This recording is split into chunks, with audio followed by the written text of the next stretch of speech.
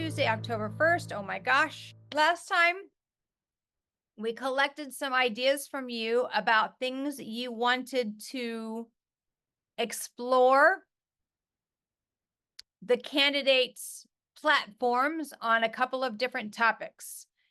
So I thought today what we're going to do is so that I don't want to come across as being partisan, like trying to get anybody to vote in a certain way or try to make you like my candidate. No. Like I said last week, who you vote for is your own beeswax. You don't really owe anybody else. You don't know. You don't have to tell anybody who you're voting for. Even if they ask you, you don't have to tell. Politics is kind of a tricky subject, these days. So you don't have to tell anybody who you're voting for or why you're voting for them. It's America. It's a free country. That's what you get to do. So to avoid looking like I'm biased towards any certain candidate, what we're going to do is we're going to listen to the candidate's own words. And we're going to watch them talk about climate change and immigration. And if we have time, we'll get to one more, okay?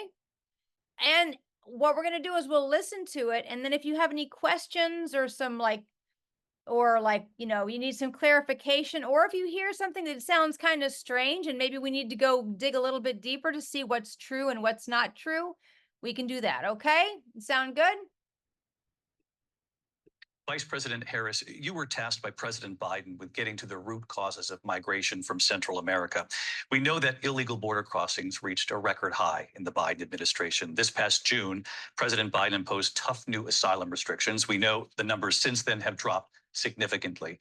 But my question to you tonight is, why did the administration wait until 6 months before the election to act? And would you have done anything differently from President Biden on this? So I'm the only person on this stage who has prosecuted transnational criminal organizations for the trafficking of guns, drugs, and human beings. And let me say that the United States Congress, including some of the most conservative members of the United States Senate, came up with a border security bill, which I supported. And that bill would have put 1,500 more border agents on the border to help those folks who are working there right now overtime, trying to do their job. It would have allowed us to stem the flow of fentanyl coming into the United States. I know there are so many families watching tonight who have been personally affected by the surge of fentanyl in our country. That bill would have put more resources to allow us to prosecute transnational criminal organizations for trafficking in guns, drugs, and human beings. But you know what happened to that bill? Donald Trump got on the phone, called up some folks in Congress, and said, kill the bill. And you know why? Because he'd prefer to run on a problem instead of fixing a problem. And understand, this comes at a time where the people of our country actually need a leader who engages in solutions, who actually addresses the problems at hand. But what we have in the former president is someone who would prefer to run on a problem instead of fixing a problem. And I'll tell you something, he's going to talk about immigration a lot tonight, even when it's not the subject that is being raised. And I'm going to actually do something really unusual, and I'm going to invite you to attend one of Donald Trump's rallies, because it's a really interesting thing to watch. You will see during the course of his rallies, he talks about fictional characters like Hannibal Lecter. He will talk about windmills cause cancer. And what you will also notice is that people start leaving his rallies early out of exhaustion and boredom. And I will tell you, the one thing you will not hear him talk about is you. You will not hear him talk about your needs, your dreams, and your desires. And I'll tell you, I believe you deserve a president who actually puts you first. And I pledge to you that I will. Vice President Harris, thank you. President Trump, on that point, I want to get your response. Well, I would like to respond. Let me just ask, though, why did you try to kill that bill, and successfully so, that would have put thousands of additional agents and officers on the border? First, let me respond as to the Please. rallies. She said people start leaving. People don't go to her rallies. There's no reason to go. And the people that do go, she's bussing them in and paying them to be there, and then showing them in a different light. So she can't talk about that. People don't leave my rallies. We have the biggest rallies, the most incredible rallies in the history of politics. That's because people want to take their country back. Our country is being lost. We're a failing nation. And it happened 3.5 years ago. And what's going on here, you're going to end up in World War III, just to go into another subject. What they have done to our country by allowing these millions and millions of people to come into our country, and look at what's happening to the towns all over the United States. And a lot of towns don't want to talk. It's not going to be Aurora or Springfield. A lot of towns don't want to talk about it because they're so embarrassed by it. In Springfield, they're eating the dogs, the people that came in. They're eating the cats. They're eating the pets of the people that live there. And this is what's happening in our country. And it's a shame. As far as rallies are concerned, as far as the reason they go is they like what I say. They want to bring our country back. They want to make America great again. It's a very simple phrase, make America great again. She's destroying this country. And if she becomes president, this country doesn't have a chance of success. Not only success, we'll end up being Venezuela on steroids. I just want to clarify here. You bring up Springfield, Ohio, and ABC News did reach out to the city manager there. He told us there have been no credible reports of specific claims of pets being harmed, injured, or abused by individuals within the immigrant community. Well, I've seen people on television. Let me just say here, this is the people on television say my dog was taken and used for food. So maybe he said that, and maybe that's a good thing to say for a city manager. I'm not taking this from but television. The people I'm on taking it from television the city saying manager. The dog was eaten by the people that went there. Again, the Springfield city manager says there's no evidence of that. Vice President Harris, I'll let you respond to the rest of what you've heard. You talk about extreme. This is, I think, one of the reasons why in this election, I actually have the endorsement of 200 Republicans who have formerly worked with President Bush, Mitt Romney, and John McCain, including the endorsement of former Vice President Dick Cheney and Congress member Liz Cheney. And if you want to really know the inside track on who the former president is, if he didn't make it clear already, just ask people who have worked with him. His former chief of staff, a four-star general, has said he has contempt for the Constitution of the United States. His former national security advisor has said he is dangerous and unfit. His former Secretary of Defense has said the nation, the republic, would never survive another Trump term. And when we listen to this kind of rhetoric, when the issues that affect the American people are not being addressed, I think the choice is clear in this election. President Trump, I'll give you a quick minute to respond here. Thank you, because when I hear that, see, I'm a different kind of a person. I fired most of those people. Not so graciously. They did bad things or a bad job. I fired them. They never fired one person. They didn't fire anybody having to do with Afghanistan and the Taliban and the 13 people whose were just killed, viciously and violently killed. And I got to know the parents and the family. They didn't fire. They should have fired all those generals, all those top people, because that was one of the most incompetently handled situations anybody has ever seen. So when somebody does a bad job, I fire him. And you take a guy like Esper, he was no good, I fired him. So he writes a book. Another one writes a book, because with me, they can write books. With nobody else can they? But they have done such a poor job, and they never fire anybody. Look at the economy. Look at the inflation. They didn't fire any of their economists. They have the same people. That's a good way not to have books written about you. But just to finish, I got more votes than any Republican in history by far. In fact, I got more votes than any president, sitting president in history by far. Let me continue on immigration. It was what you wanted to talk about earlier. So let's get back to your deportation proposal that the vice president has reacted to as well. President Trump, you call this the largest domestic deportation operation in the history of our country. You say you would use the National Guard. You say if things get out of control, you'd have no problem using the U.S. military. Yes. You also said you would use local police. How would you deport 11 million undocumented immigrants? I know you believe that number is much higher. Take us through this. What does this look like? Will authorities be going door to door in this country? Yeah, it is much higher. Because of them. They allowed criminals, many, many millions of criminals. They allowed terrorists. They allowed common street criminals. They allowed people to come in, drug dealers, to come into our country. And they're now in the United States and told by their countries like Venezuela, don't ever come back or we're going to kill you. Do you know that crime in Venezuela and crime in countries all over the world is way down? You know why? Because they've taken their criminals off the street and they've given them to her to put into our country.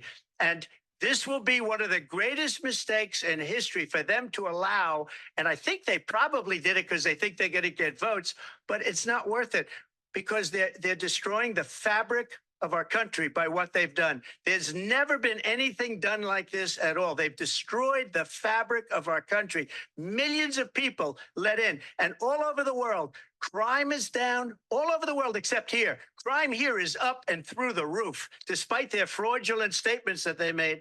Crime in this country is through the roof. And we have a new form of crime. It's called migrant crime. And it's happening at levels that nobody thought possible. President Trump, as you know, the FBI says overall violent crime is actually coming down in this country.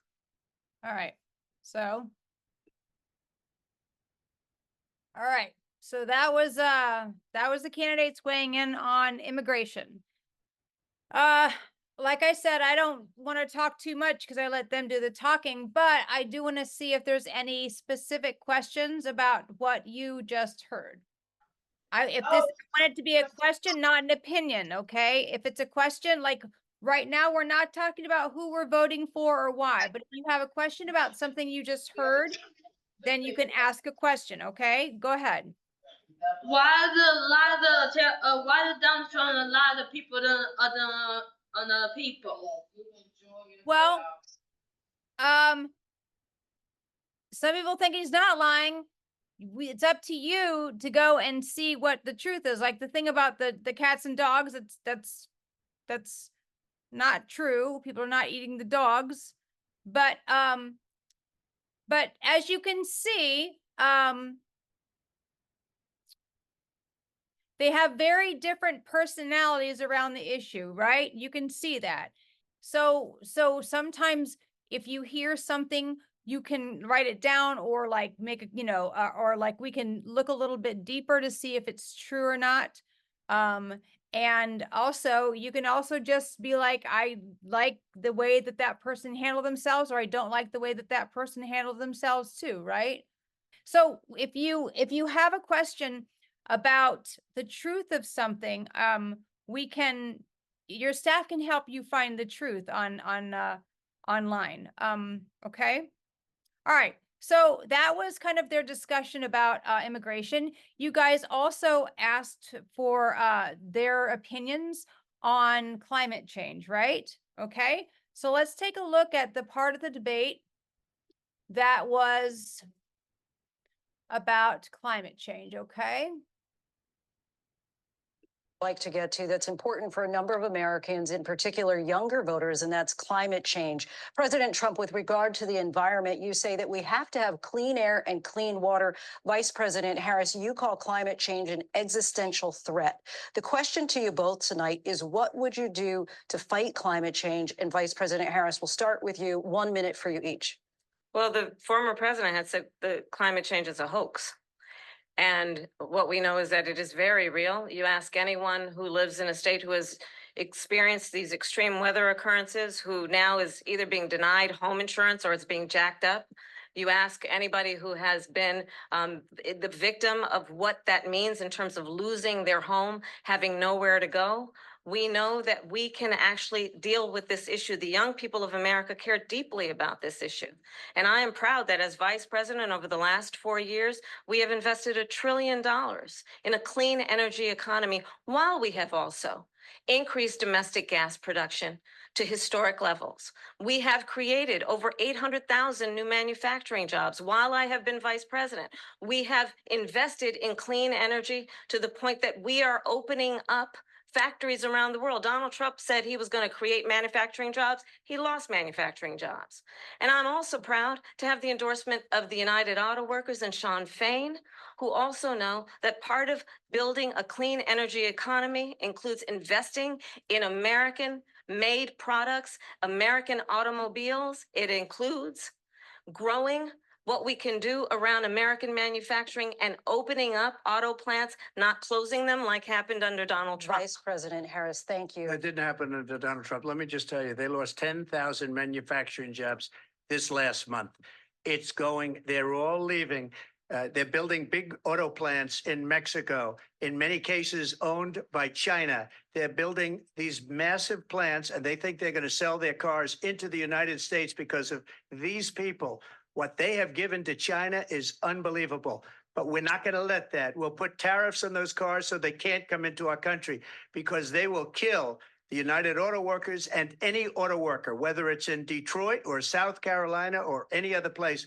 What they've done to business and manufacturing in this country is horrible.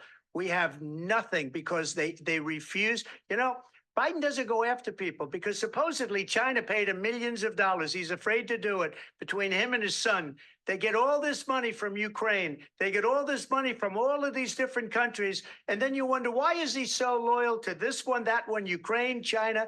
Why is he? Why did he get $3.5 million from the mayor of Moscow's wife? Why did she pay him $3.5 million? This is a crooked administration, and they're selling our country down the tubes. President Trump, thank you. Thank you. We'll be right back with closing statements from both of our. Okay. So that was that's their response on climate change. Okay.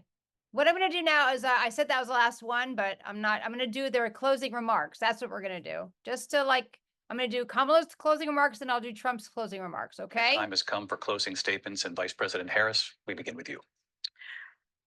So I think you've heard tonight two very different visions for our country. One that is focused on the future, and the other that is focused on the past, and an attempt to take us backward. But we're not going back. And I do believe that the American people know we all have so much more in common than what separates us. And we can chart a new way forward.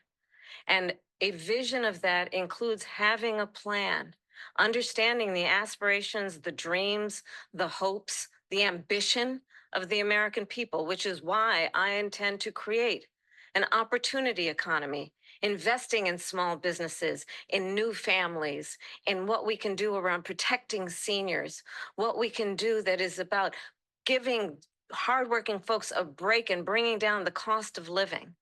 I believe in what we can do together that is about sustaining America's standing in the world and ensuring that we have the respect that we so rightly deserve, including respecting our military and ensuring we have the most lethal fighting force in the world. I will be a president that will protect our fundamental rights and freedoms, including the right of a woman to make decisions about her own body and not have her government tell her what to do. I'll tell you, I started my career as a prosecutor. I was a DA, I was an attorney general, a United States senator, and now vice president. I've only had one client, the people. And I'll tell you, as a prosecutor, I never asked a victim or a witness, are you a Republican or a Democrat? The only thing I ever asked them, are you okay? And that's the kind of president we need right now. Someone who cares about you and is not putting themselves first. I intend to be a president for all Americans and focus on what we can do over the next 10 and 20 years to build back up our country by investing right now in you, the American people. Vice President Harris, thank Okay, so that's Harris, and then we're going to do Trump, and then we're going to call it a day. So let's do closing remarks. Okay.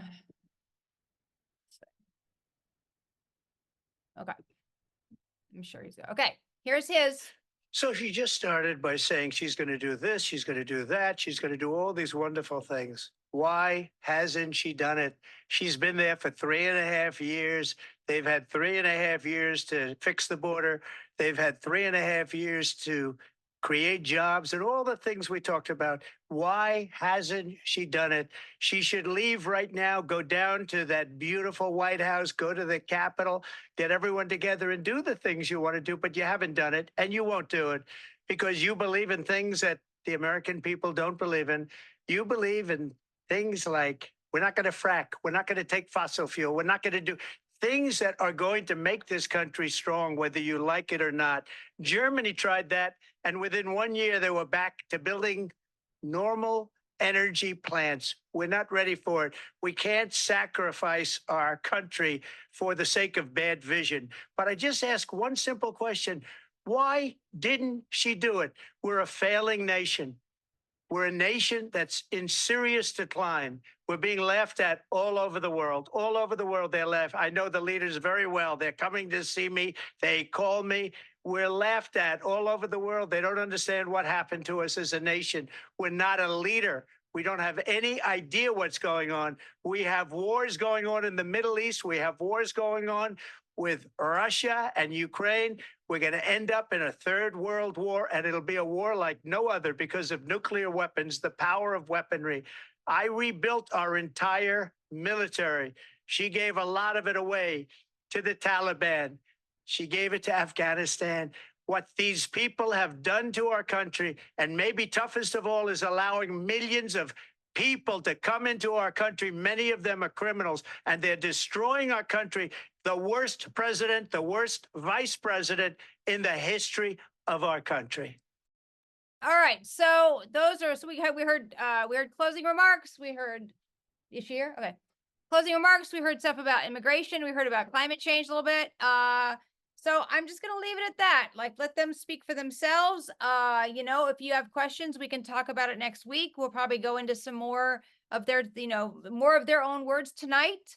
The vice presidents are going to debate tonight. So if you're near the TV, check it out. Walz and Vance are going to have their one and only vice presidential debate. All right. Thank you guys for being here. This is an important, you know, it's a sacred thing to be able to vote for your leaders. So I'm glad that you're taking it so seriously. I'm so glad that you're sitting there and paying attention. And we will keep educating ourselves to be, you know, good American citizens. All right. All right, you guys, happy October. Start getting your tables together because we got a contest. All right. Bye, you guys.